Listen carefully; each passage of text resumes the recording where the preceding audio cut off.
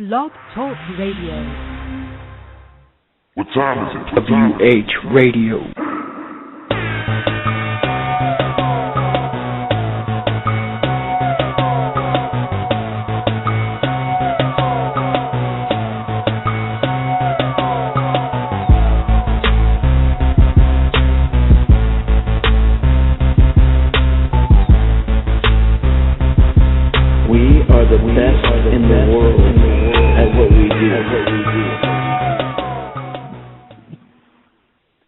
Welcome back to WrestlingHeads Radio. As we always do, eat, sleep, conquer, talk wrestling, repeat. Eat, sleep, conquer, talk wrestling, repeat. Eat, sleep, conquer, talk wrestling, repeat. That's how we do it. And joining me now, I got the guy who always does eat, sleep, conquer, talk wrestling, repeat. Eat, sleep, conquer, talk wrestling, repeat. I got the man, Tom. What's going on, Tom? What's going on, Oscar? How you doing over there? Doing really, really well. I have been doing well, and it's been raining like a motherfucker out here. I mean, just for today, we need rain here in California. But anyways, what was I going to say? Yeah, we just came off with a big Raw. Just came out today. Raw was actually pretty good today for me. I don't know about you, but I think Raw was pretty good. It was, I wouldn't say it was pretty good. I'd say it was good. Obviously, there's, a highlight in Raw, which we're going to talk about, which was the best on Raw. And I think a lot of people are going to agree, which made Raw that much better. And we'll get to that in a little bit. But I think you know what I'm talking about. Hey, Tom. Hold on, Tom. Can you hear me? Yep. Yeah. So, can you repeat that again? Because your phone kind of break out, dude. Oh, was it? Oh, sorry about that. Like I was saying, there was only one thing on the show that really made the show stand out, and I think you know what that was. Which was, we could talk about that. We'll get to that. We gotta lead into that because it just made Raw 100 times better. Yeah, definitely. Raw started off with let me see. That's the steel cage match, which they've been promoting the whole week pretty much, which is Chris Jericho going against Bray Wyatt. And I have to say that it started off pretty good. I'm not going to lie, the crowd made it seem like it was an indie show. Like, example, the whole Wyatt and Jericho actually did the chants. I mean, they were like, let's go Wyatt, Y2J. I think that's how it was going, right? If I'm not mistaken. Yeah, fans were going back and forth on who they were cheering for. So that was definitely good that people still care about Bray Wyatt, and obviously people still like Chris Jericho. So that definitely added some good atmosphere to the match. Yeah, definitely. And it was pretty good. I mean, there was a spot during that match that Chris Jericho flew on top of the cage and landed on Wyatt. But what scared me was, I even tweeted on the WrestlingHeads account that I was hoping he was okay because it seems like he landed pretty wrong, and the whole knee thing seems like he landed pretty wrong. I don't know, that's to me, but I'm hoping he didn't really injure himself. But he did. Well, you could say he was selling his knee injury during that match. But at the same time, I'm just hoping it to work because that land looked pretty nasty there, Yeah, with cage matches and with people jumping off of there, you never know what's going to happen. Last time I can remember that happening was Cody Rhodes doing it, and he landed pretty awkwardly. He didn't get seriously injured off of that, but whenever you see that, you just hope that nobody gets seriously injured. So that was a good spot. I like seeing Jericho go off the top. The guys what, 40 years old, and he can still jump off top of cages.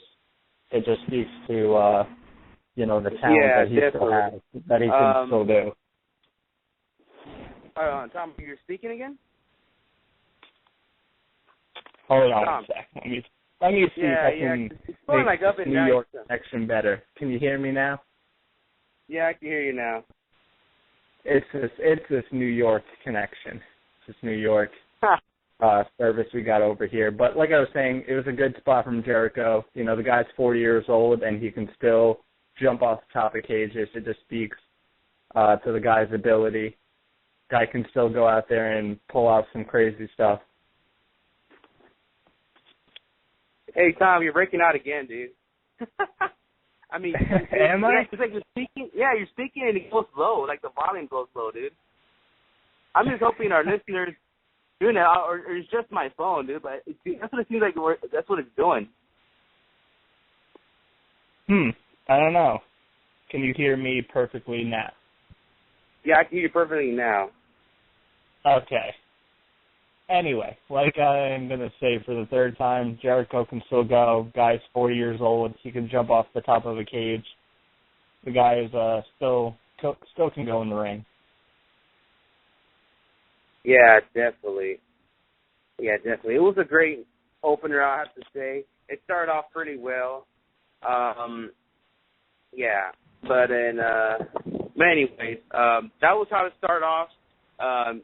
Bray Wyatt ended up winning the match, and Jericho keeps on the knee injury, and and then after the match, you had Wyatt grab the door of the steel cage and nail Jericho with the freaking door. So then that's how it all happened right there. But anyways, let's move on after that. Oh, you know what? Before we move on, there was a little backstage segment when they were checking Jericho's knee, and then the doctor was going to the knee procedure thing, and the next thing you notice, Randy Orton came out and attacked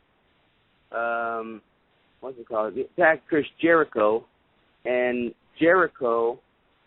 Randy Orton attacked Jericho because Jericho mentioned that he was spoiled pretty much. And then that's how it all is. Hold on, we got another call in the line. Hold on for 1 second. 289, you're live on WrestlingHeads Radio. Who's speaking? What's going on, guys? It's Matt. What's going on, Matt? What are you doing here in the United States, man? I wish I was in the United States. I'm chilling at a midnight release for NHL 15. Oh, really? I am. That's pretty cool, dude. But anyways, we're just talking about Raw. Like, what'd you thought of Raw, Matt? I thought it was pretty good. A hell of a lot better than last week, that's for sure.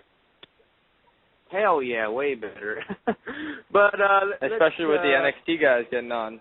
I don't know if you guys have talked about that yet, but man, that was awesome. Yeah, I marked out hard. We'll get that a little later. But hold on. Just to let you know, we got a tweet out there, Tom. There's no problems with your hearing. I don't know. It's probably my phone, dude. I don't know why your voice is going down and down and down, but it's probably my phone, dude. So yeah, it's definitely your phone. I heard him fine when you were talking. Or sorry, when he was talking. Yeah, it's probably my phone. But anyway, dang it, Oscar. You and your shitty phones. Come on. Step it up. Dropping the ball, Oscar. Come on. iPhone rules, all right? But anyway. Hey, I got an iPhone, too.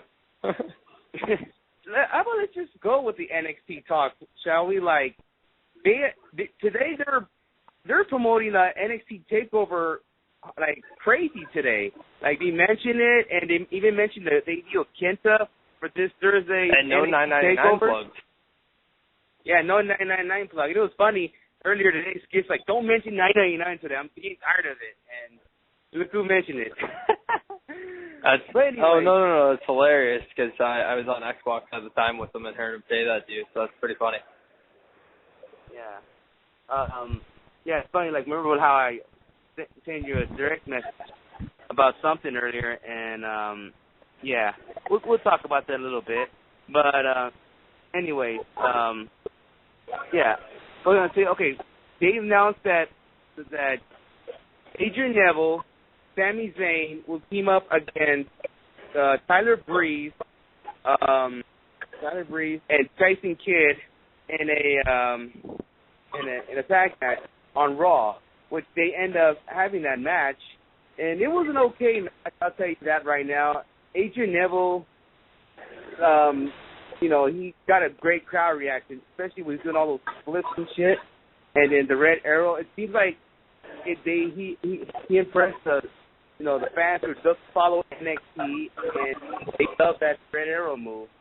So it was great to see four talents in Raw, and they mentioned NXT more to promote the Takeover show. So I give up props to WWE for doing that. So anyways, Tom, I want to know what's your thoughts of this whole NXT thing on Raw. I loved it. This was the best part of the show for me personally. I was hoping that they would promote the ever-loving crap out of TakeOver 2, because that's like the only bright spot in the WWE, for me at least, what they're doing with the Bellas. And, I mean, John Cena and Lesnar's okay, but it could be better. So NXT is really the only thing that's keeping me really interested in the WWE, and I was afraid they weren't going to promote it, and they were just going to forget about it because it's little NXT. It's only Triple H's little project. It's nothing important. But they made it feel important tonight, and, Adrian Neville, and I'd say Sami Zayn got a good crowd reaction, too. He didn't get the chance to really shine as much as Neville. He kind of took the beating until he brought the hot tag to Neville. But he was getting some Ole chants throughout the arena, so people obviously do know his background and people know who he is. And, that pop for when Neville hit the Red Arrow was the loudest pop of the whole night. And a lot of people probably didn't even know who Adrian Neville was, and they loved it. And it just proves that when Sami Zayn and Neville get on the main roster, that they can get over no problem. They don't need to do, 5 moves or whatever. They don't need to be protected. They just need to go out there and do their thing, and people are going to love them. Yeah, definitely. Matt, what do you think of that NXT match on Raw? Basically the same thing. Zayn could have had a little bit more shine, but it was cool seeing Neville get that spotlight, and that Red Arrow was absolutely awesome, and it was great to see the crowd to react a little bit to it. A little bit more reaction throughout the match, though, could have been great, but all in all, it was an okay match. Yeah, definitely. Like I said, shout out WWE for doing that, and promoting TakeOver really good. I mean, I believe TakeOver is going to be really, really good this week. Sorry, not this weekend, but Thursday. And it's going to be awesome. So, yeah, and like I said, there should be something. Let's move over something that Tom was mentioning earlier. The whole John Cena, freaking Paul Heyman segment earlier. Man, what a fucking segment. You got Paul Heyman coming out. One John Cena snap on the crowd, pretty much, for the Cena sucks chant. How you repeated Cena sucks so many times. And the eat, sleep, conquer John Cena thing with John Cena mentioned. I mean, it was a great segment. I mean, Tom, what you think about that segment? I thought it was good. Obviously I say this every single week. Paul Heyman is a master on that microphone. He'll keep me interested every single week when he's on there, and a lot of other people interested, because he knows how to work the crowd. He knows how to cut excellent promos each time. Cena's was okay. He was, fired up. But it's like, Cena did this, it's just this, weird switch. He went from being, intimidated by Brock Lesnar going into SummerSlam, and he got absolutely decimated. and now he is confident that he could beat Brock Lesnar, which it doesn't make sense. You know, you would think in his mentality that he would be still nervous about facing Lesnar and that he would get his ass kicked again. But he doesn't seem that. He seems like he's, you know, regular confident John Cena. He's not banged up or anything, which he shouldn't be. He should be hurting. He should, you know, say that, you know, every muscle in his body is still sore from taking those German suplexes, and his mind is still reeling from losing the title. But he's just same old regular cocky, go lucky, happy John Cena, and I don't really like that, but it was an okay promo from Cena. Yeah, definitely. And you know what? When I was thinking about that segment, I was thinking about you because I know you're a John Cena hater, and then John Cena actually put a point about something. Maybe he took a shot of the haters in a bit, like how he said that, you know, like for example, the father said, "I don't like you, but I'm happy for you to get your son," you know, and he's proud to be that guy. He's proud to make that, you know, make a wish for that kid. And you know what? It's true, man. He does something like that for kids who, you know, are part of that Make-A-Wish Foundation, and, you know, kids are, like you know, they have some kind of, you know, problem in them, like kind of disease or something like that. They might not live too long. Like, I was a father, and I had kids like that, and it had and our parents' wrestler is John Cena. I mean, and John Cena grants that wish. I will be fucking happy, to be honest with you. So, I mean, yeah, you know, it's just, I think a lot of people's anger, it's not really toward John Cena, it's just the way he's been booked in wrestling for the past, you know, almost 10 years. It's been the same thing. You haven't seen John Cena really change. You've seen him stay at the top for so long. You know, we're getting into this new era, and they're talking about NXT and how the future is coming. And it's just like, well, is the future really coming, or are they just going to be fed to John Cena for 5 more years or 10 more years or however long Cena stays in the WWE? It's like there needs to be a time when John Cena gets weaned off little by little, you know, and I don't think kids are going to care that John Cena isn't world champion. They're still going to love him, and you could start bringing and building guys up.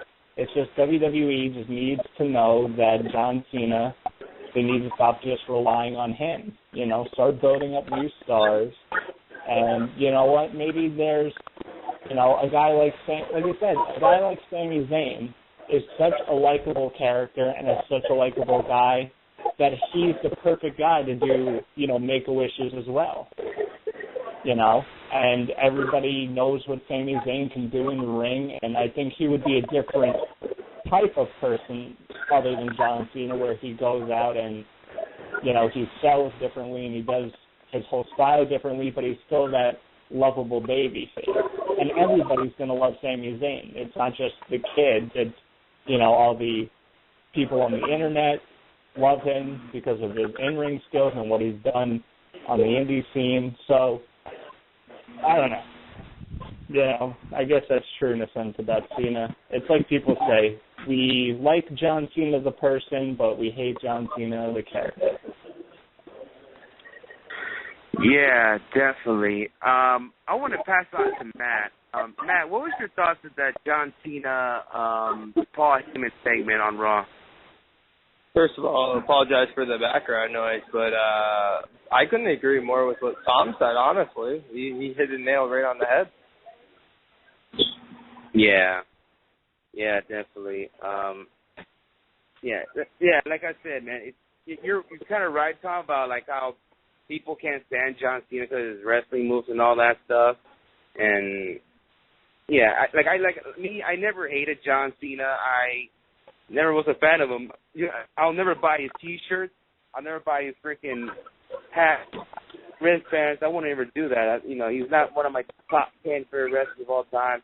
But I respect the guy, what he does for kids and illness people. So, and I even met the guy too. He was a pretty cool dude. So that's all I can say about John Cena. One thing I forgot to mention that he told Paul Heyman that he wants Brock Lesnar to come next week, and he wants to fight him next. So will he bring Brock Lesnar? Well, later on the show, they announced he will confirm that he will be on Raw next week. And let's see what happens with John Cena. Next week, Raw is going to be the go-home show to Night of Champions. No. Yeah. All right. Let's move on, shall we?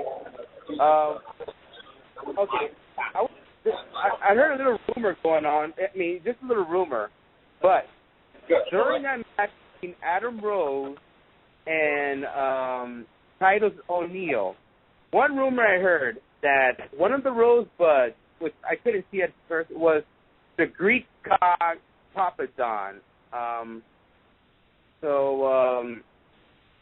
I don't know if you saw it, but did you see the Greek god Papadon at the Rosebud? I didn't.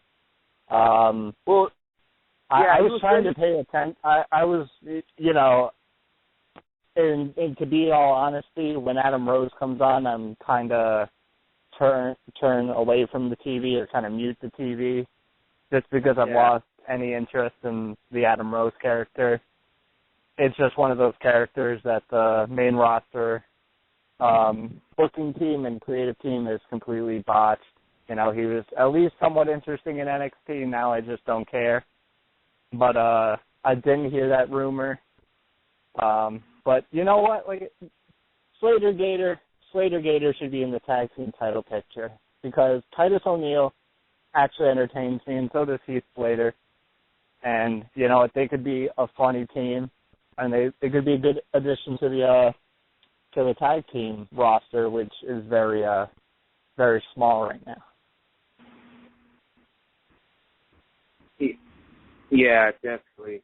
Another thing I want to hear, I heard another rumor about that. Supposedly, the person who was playing the Bunny was one of the Young Bucks, supposedly. I don't know if that's true, not just a super kick, but someone told me that one of the Young Bucks was playing as the Bunny. I don't believe that for a second. All right. Just because the Bunny did a super kick. Young Bucks going to WWE, who knows?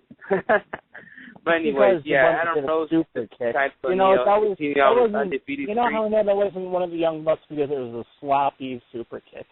It wasn't one of their clean super kicks. Yeah. But, let's see what happens. Like I said, it was just a rumor that's going around that one of the Young Bucks was playing as the Bunny. But yeah, Adam Rose continues undefeated streak. Goldberg, you're in jeopardy, buddy. Let's see what else happened today. Jerry Springer came out today with the whole Bellas segment going on, and you had what's it called? Yeah, basically this way.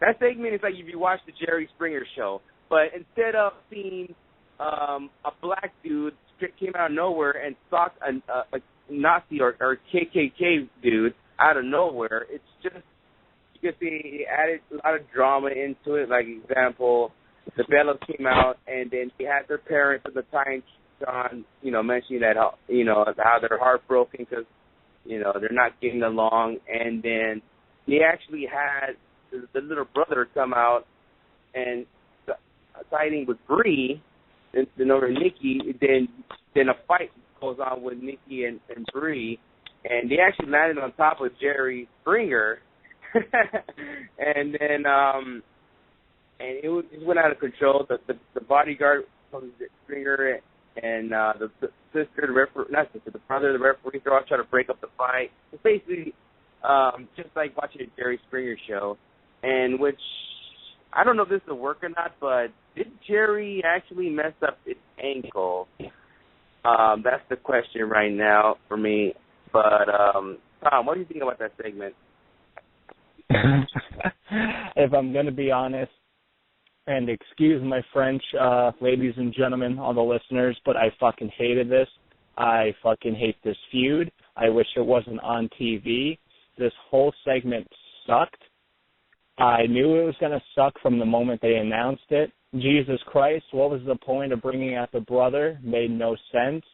And then they had to do the stupid little promos with the mom and dad. Who gives a shit? Both Bellas are sluts, and the only reason they're relevant is because they're banging Cena and Daniel Bryan. There you go. You know what? I told kids before SummerSlam, I do not want to see this feud go down. And he thought, okay, this will, separate him from the Divas title picture. Well, guess what? Last week on SmackDown, they announced it was going to be Paige defending the title against AJ and Nikki Bella. Well, for some reason, I think Brie is going to get in this match somehow. So, having them feud, you actually put him in the damn Diva title picture. So, like I said, skid, this was going to be stupid, and I stupid from the beginning. Even I thought it was stupid before the damn feud started. So, yeah. I don't know, it's retarded. You just see all this stupid drama bullshit like you see on the Maury and Jerry Springer show. And this fucking rivalry between Nikki and Billy. I'm sorry, Brie, whatever. Fuck. I mean, maybe this is only me, and Oscar and Matt, you can kind of chime in on this. But this may go down as one of the worst feuds in the past decade. I mean, I'm talking on the levels of Michael Cole and Jerry Lawler bad. I'm talking on the levels of, like, Chavo Guerrero and Hornswoggle bad. This is just terrible. I mean, and nobody, like, WWE thinks that, like, we give a shit. Nobody gives a shit. Yeah. And there's some people, like, seriously believe that, let them feud for they can not get near the Divas title. Well, it didn't work. So there you go. Yeah. And it's, like I said, and it all coincides with this Total Divas bullshit. Like I said, Total Divas is a show I don't watch. I don't want to watch. I don't care about, I don't care about even scripted drama that goes on that show. And then, like I said, Total Divas is now having an impact on the direct show with the Bella feud, which is obviously being worked into Total Divas, which is why they're doing it. And then also on the show, we had Natalya and Rosa Mendes teaming up. And at first, I was like, wait, why the hell are they teaming up? And then someone informed me that Natalya is kind of being a mentor toward Rosa Mendes to help her get back. And they went against Paige and AJ. Paige and AJ won. But still, we don't care. I hate Total Divas. I wish that show never, ever got put on the air. And, I bet it's one of Kevin Dunn's fine works that he came up with. Yeah, definitely, man. Yeah, you're probably right. Kevin Dunn's work. And, yeah, this thing is making us loving it. But anyways, like you mentioned right now, there was a match between tag match in weird tag team between Paige and AJ teaming up against Rosa and Natalya, which is kind of fucking getting me annoyed. That all right in Total Divas, Rosa mentioned that she needs to get back, get back to her spot. She's not recovering from rehab, and then Natalya's being buddy to her, and they're putting that as a part of the angle on Raw, I mean, I think that's kind of stupid, They should stop doing that. It is, and what's even sadder is that WWE thinks that we care about Rosa Mendes. No, we don't. She's shit. She is complete and utter shit. Dude. No. Dude, she wouldn't have got released during those fucking budget cuts if it weren't for E, because E wanted fucking Rosa Mendes on Total Divas. If it weren't for E... Why? She's not attractive. She's not talented. She is complete and utter shit. Oh, my God. Like I said, this is why I wish Total was never, ever thought of. I wish it was never an idea in somebody's twisted little brain. Like, Jesus Christ. Can't we just focus on, like, the Divas title picture? Is that, like, too much to freaking ask? Because that's what people want. Because Paige and AJ are getting the loudest reactions, not these Total Divas. Yeah, definitely. Yeah. It's just freaking crazy, but the Paige and AJ feud is not going what I expect because I thought turn on her. We all thought we were going to see the anti-diva Paige, but it has not been as of late. It's sort of a little disappointing, you can say, having them teasing. I don't want to say tease, but supposedly they're acting like they're friends, but they're really enemies type shit. It's kind of freaking weird to me. And doing a lot of bizarre things. You know what? I even saw when Paige went inside the ring, I think I even saw AJ looking at her butt. So it's been like some weird shit like that going on. So yeah, it's been weird this freaking rivalry, and I don't know, it's just been weird. Maybe a little disappointing as well. Yeah, and I'm trying to see whatever happened on Raw as well. Because I don't want to go to the main event. I'm trying to look through what's supposed to happen on Raw. Well, you guess. obviously missed the important segment between Dolph Ziggler and The Miz, in which Dolph Ziggler revealed some things. I don't know if you want to go over that. If you want to, go ahead. Go for it, dude. But I got to mention about what I tweeted earlier. But go for it, dude. Well, Dolph Ziggler was in the ring, and he was talking about all the nude pictures that were released last week or a couple weeks ago, whenever it was, of several celebrities. And he said he had some pictures of his own, and then The Miz came out, and Dolph Ziggler was showing pictures of Miz shaving his chest, and then he revealed a picture of Damien Sandow spraying spray tan while Miz was naked. I don't even know what to think of this segment. It was a little weird, but yeah, that's WWE. Yeah. What did you think of it, Oscar? You know what's funny about that, bro? Is that I tweeted that Damien Sandow is the new Alex Riley, and I had a couple retweets on that. So that's basically what he is. He's the new Alex Riley. Basically, a Miz's bitch now. So I don't know if you want to go that career path, but that's how it is. So yeah.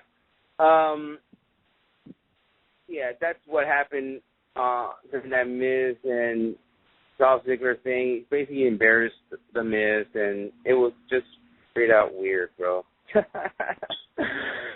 But anyways, I'm trying to see what else happened. Oh, another match has been announced for Night of Champions. You got Rusev, not teaming up, but he's going to go against Mark Henry at Night of Champions, which is not a big shocker. We kind of saw this the night after SummerSlam that they're going to have a match together in a way, because we're also a little confused. We thought the Big Show and him might do something, but now we're gonna see Rusev and Mark Henry. I don't know, what's your thoughts of it? And you know, today freaking Rusev came out with the whole Russian thing again, pretty much. So what's your thoughts of that match that Night of Champions match they announced and the whole Rusev thing he did on Raw today? Yeah, it was all right. You know, it's kind of the same thing every week, nothing really too different. It was okay. Obviously, Rusev versus Henry is happening in Night of Champions, like they announced and like you said, and kind of expect Rusev to go over. Don't expect Henry to win this.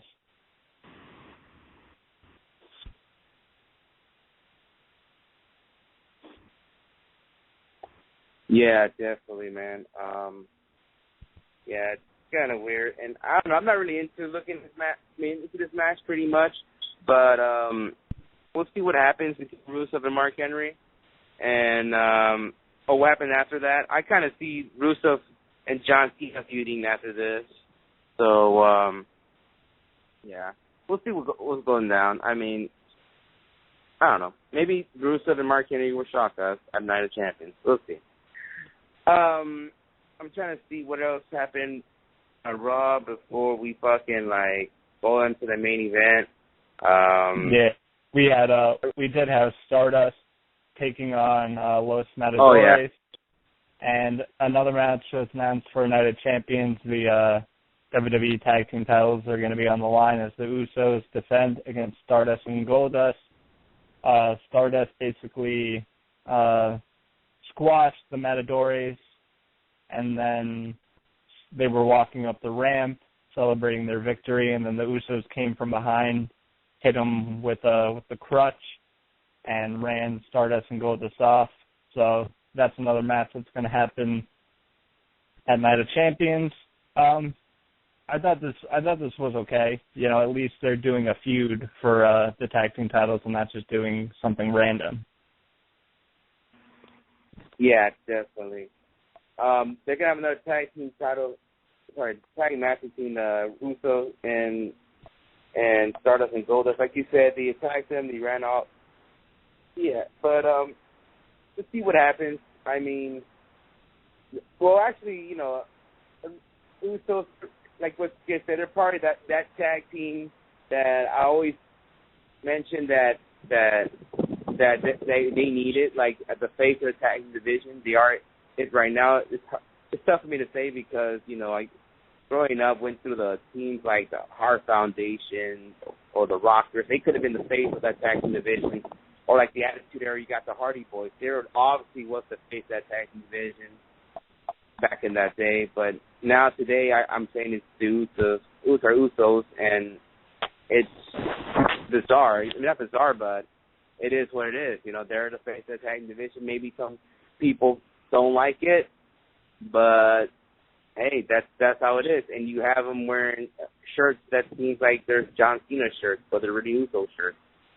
So, yeah, I mean, the only one thing about this is that they actually have a face of the tag team division, which they've been lacking on for years. So, yeah, I mean, I hope they continue doing what they're doing, you can say, and one day you can say the Ascension come out and debut and give them a challenge, which I think is happening pretty soon. I'll tell you that right now. And today there was no Bo Dallas. I'm sorry, Tom.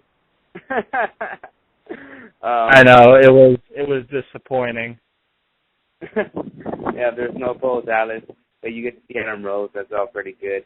I guess you go on with the main event, which I was not looking forward to because I was at SummerSlam and I did see this match. It was not really a great match.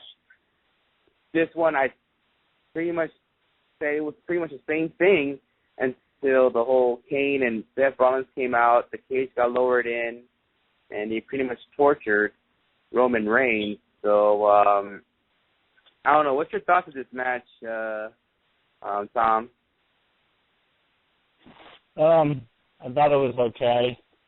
It seemed like it was dragging on a little too long. You know, it kind of felt like, you know, it started around 10:45 my time, around there. And it just kind of felt like it was, you know, dragging on. And then eventually we got toward the end. Yeah, definitely. What I mentioned, it seems like it was tortured. Sort of like torture. They just, all three of them just jumped Roman Reigns. And the question is now is, where is this leading to? Like, example, earlier today, you had Randy Orton attacking Jericho, and now you have Randy Orton, Seth Rollins, and Kane attacking Roman Reigns. So, is this leading to some kind of six-man tag match at Night of Champions, or a handicap match possibly, or maybe it'll split, and maybe you have a Roman Reigns versus Seth Rollins, Chris Jericho against Randy Orton added into it. Like, where do you think is this leading to? To be honest, I don't even know what direction they're going to go with this. maybe a fatal four-way. Maybe a handicap match. I'm starting to think a six-man tag because Dean Ambrose should be coming back, well, right after Night of Champions, but not exactly after Night of Champions. He might return at Night of Champions. I believe it's like they're going to, maybe next week on Raw, they're going to say that Jericho and Roman Reigns have a mystery partner, which is going to end up being Dean Ambrose at Night of Champions. That's what I think is going to happen. So it's probably going to lead to a six-man tag, pretty much. And let's see what happens. Hopefully on SmackDown they could bring it up and maybe tease that Dean Ambrose is coming back. So, yeah, that's what's going to happen. All right, ladies and gentlemen, that's our recap of Raw. Earlier, I tweeted that we had a guest coming up for Wednesday. So right now, I'm going to play this soundbite for our special guest for Wednesday, which you don't want to miss out. So, yeah. We can maybe see if we can take a little commercial break, and we'll be right back. Hey guys, this is Pikachu, and I'm challenging WrestlingHeads Radio to a Pokemon battle. Boom, baby.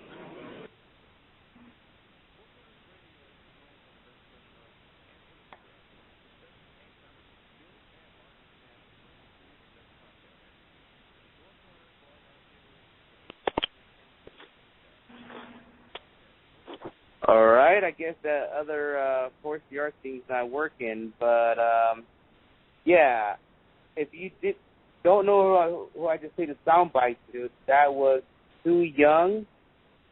She will be joining us on Wednesday. We're gonna have her on Wednesday, and me and Skiz, we're happy to hang out with her during Bola weekend. So yeah, she's gonna be join us here on Wednesday. We're going to talk about Evolve and what else she's coming up. Maybe we'll talk about her career as well. So you don't want to miss that out. Yeah, Sue Young's going to be joining us on Wednesday. And unfortunately, I got some bad news for all of our listeners. Unfortunately, I'm going to have to end the show a little early due to technical difficulties. But, yeah, listen to us on Wednesday, and yeah, because we're gonna have Stu Young on, and hopefully we'll talk about Ring of Honor, All-Star Extravaganza and the whole Jake Briscoe, Michael Elgin situation on Wednesday, hopefully. So and we'll get back to that on Wednesday. So until Wednesday, before we go out, Tom, you want to give out your plugs before we actually go off? Yeah, just follow me on Twitter @2tweetme. And, yeah, that's basically all you can do. Be sure to listen in on Wednesday. Unfortunately, I won't be able to make it because of stupid work, but I'm sure it's going to be a great interview. I can't wait to listen to it. She's doing great things over in Evolve, and she's starting to make her name. So I'm looking forward to it. Yeah, definitely. I'll be interviewing her on Wednesday. You guys don't want to miss that shit out.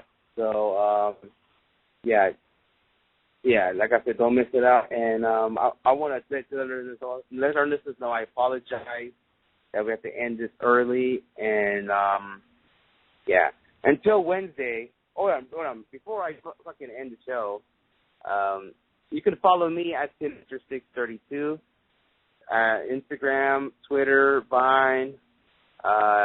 Check out WrestlingHeads.com. Check out my Classic Match of the Week, where I just posted this past weekend. I posted an old school 35-hour match between Rey Mysterio and Psychosis from 1995. Check that out on WrestlingHeads.com. Not only that, we always post news, we always post the real shit, not no fucking fake shit. Like William Regal was not here in Los Angeles WrestleMania weekend, which is bullshit. I took a picture with him, and yeah. But anyways, check out WrestlingHeads.com. Support us, buy our T-shirts at ProWrestlingTees/WrestlingHeads. And follow Wrestling Heads. Follow WH Skits. Check out ROH's code, international stuff on our website. And shout out to our writers as well. So until Wednesday, we're out. Peace.